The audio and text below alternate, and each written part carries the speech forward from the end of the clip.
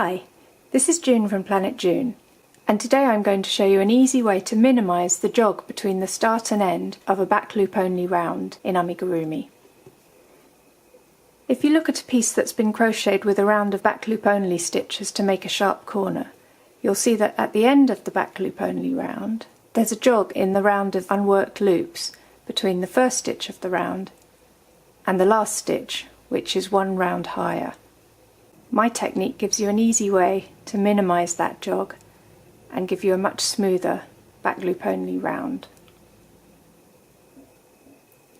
As you're crocheting the round before the back loop only round, crochet up to the last stitch of the round, but don't make a single crochet in that last stitch.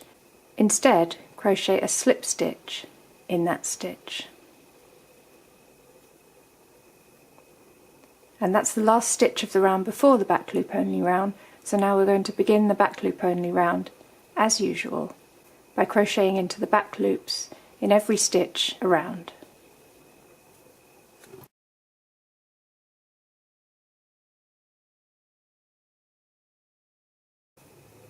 Complete the back loop only round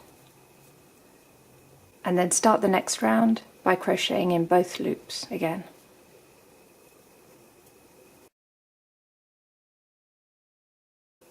When you look at the finished piece, you can see that the line of unworked front loops is much straighter and there's a much smaller height jog between the ends of the back loop only round. You can use this technique in any piece that has a back loop only round to make a corner in your amigurumi. Just replace the last stitch of the round before the back loop only round with a slip stitch instead of a single crochet, and the jog will be much less noticeable